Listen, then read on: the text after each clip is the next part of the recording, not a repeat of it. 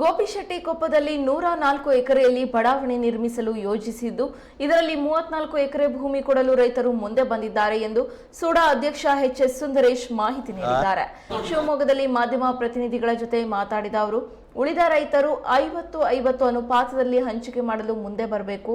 ಸೋಮಿನಕೊಪ್ಪ ಬಳಿ 1 ಎಕರೆ ಮತ್ತು ನಿದಿಗೆಯಲ್ಲಿ 3 ಎಕರೆ ಸೈಟ್ ಕೊಡಲು ನಿರ್ಧರಿಸಲಾಗಿದೆ. 50-50 ಅನುಪಾತದಲ್ಲಿ ರೈತರು ಭೂಮಿ ಕೊಡಲು ಮುಂದೆ ಬಂದರೆ ಸೈಟ್ ಹಂಚಲು ಕ್ರಮ ಕೈಗೊಳ್ಳಲಾಗುತ್ತದೆ ಎಂದರು. ಊರ್ಗಡೂರಲ್ಲಿ 437 ಸೈಟನ್ನು 2 ತಿಂಗಳಲ್ಲಿ ಹಂಚಲಾಗುವುದು.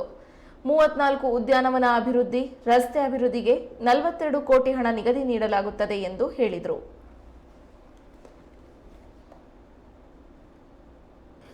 ನಾನು ಅಧ್ಯಕ್ಷನಾಗಿ 1 ವರ್ಷ ಆಯಿತು.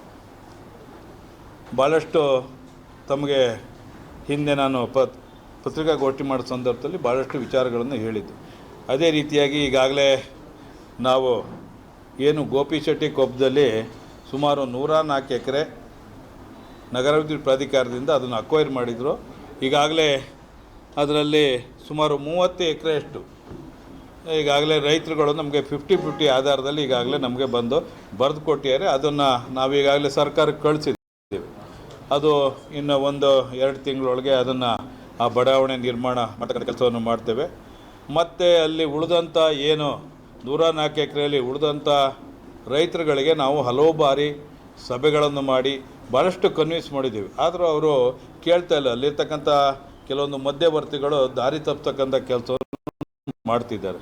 ಈಗಾಗಲೇ ತಮ್ಮ ಮುಖಾಂತರವಾಗಿ ನಾವು ಅವರಿಗೂ ಕೂಡ ವಿಷಯವನ್ನು ತಿಳಿಸೋಕ್ಕೆ ಇಷ್ಟಪಡ್ತಾ ಇದ್ದೀನಿ. ಯಾಕೆ ಅಂತ ಹೇಳಿದ್ರೆ, ನಾವು ಯಾವಾಗ 30 ಎಕರೆ ಕಾಮಗಾರಿಯನ್ನು ಪ್ರಾರಂಭ ಮಾಡ್ತೀವೋ, ಇನ್ನು ಉಳಿದ 104 ಎಕರೆಯಲ್ಲಿ ಉಳಿದಂಥ ರೈತರುಗಳನ್ನು ಜಮೀನನ್ನು ನಾವು ಸಿಕ್ಸ್ ಮಾಡಲಿಕ್ಕೆ ಪ್ರೋಸೆಸ್ ಮಾಡಬೇಕಾಗ್ತದೆ. ಈಗಾಗಲೇ ಸರ್ಕಾರದಿಂದ ಅದರ ಬಗ್ಗೆ ನಮಗೆ ಸರ್ಕ್ಯುಲರ್ನು ಕಳಿಸ್ಕೊಟ್ಟಿದ್ದಾರೆ. ಹಾಗಾಗಿ ರೈತರುಗಳು ಬಂದರೆ 50-50 ಆಧಾರದಲ್ಲಿ ನಮಗೆ ಕೊಟ್ಟರೆ ಅವ್ರಿಗೆ ಬಹಳ ಅನುಕೂಲ ಆಗ್ತದೆ. 6-1 ಆದರೆ ಅವ್ರಿಗೇನು ಉಪಯೋಗ ಆಗೋದಿಲ್ಲ. ಅದು ಯಾವತ್ತಿದ್ರೂ ಪ್ರಾಧಿಕಾರದ ಆಸ್ತಿನೇ. ಅದು ಯಾವುದೇ ಕಾರಣಕ್ಕೂ ಡಿನೋಟಿಫೈ ಆಗಲಿ ಕೈ ಬಿಡ್ತಕ್ಕಂಥ ಪ್ರಶ್ನೆನೇ ಇಲ್ಲ. ನಾವು ಯಾಕೆಂದರೆ ನಾನು ಹಿಂದೆನೂ ಹೇಳಿದ್ದೇನೆ, ತಮ್ಮ ಪತ್ರಿಕಾಗೋಷ್ಠಿ ಮಾಡ್ತಕ್ಕಂಥ ಸಂದರ್ಭದಲ್ಲಿ ಯಾವುದೇ ಕಾರಣಕ್ಕೂ ಕೂಡ ನಾವು CITVಲಿ ಯಾವ್ಯಾವ ಜಮೀನುಗಳು ಅಕ್ವೈರ್ ಆಗಿದ್ದಾವೋ ಅದನ್ನು ಯಾವುದೇ ಕಾರಣಕ್ಕೂ ಯಾಷ್ಟೇ ಒತ್ತಡ ಇದ್ದರೂ ಕೂಡ ಅದನ್ನು ಕೈ ಬಿಡ್ತಕ್ಕಂಥ ಪ್ರಶ್ನೆ ಇಲ್ಲ ಅಂಥೇಳಿ, ಅದೇ ರೀತಿಯಾಗಿ ಸುಮಾರೀಗ 30 ಎಕರೆಯಲ್ಲಿ ನಾವೀಗ ಬಡಾವಣೆ ಮಾಡ್ತಿದ್ದೀವಿ. ಅದಾದ ನಂತರದಲ್ಲಿ ನಿದಿಗೆಯಲ್ಲಿ ಸುಮಾರು 3 ಎಕರೆ ಜಾಗದಲ್ಲಿ ಈಗಾಗಲೇ ಅದಕ್ಕೂ ಕೂಡ ಬಡಾವಣೆ ನಿರ್ಮಾಣ ಮಾಡಲಿಕ್ಕೆ ನಾವು ಕಾಮಗಾರಿಯನ್ನು ಈಗ ಕರೀಲಿಕ್ಕೆ ಪ್ರಾರಂಭ ಮಾಡ್ತಾ ಇದ್ದೇವೆ. ಅದಾದ ನಂತರದಲ್ಲಿ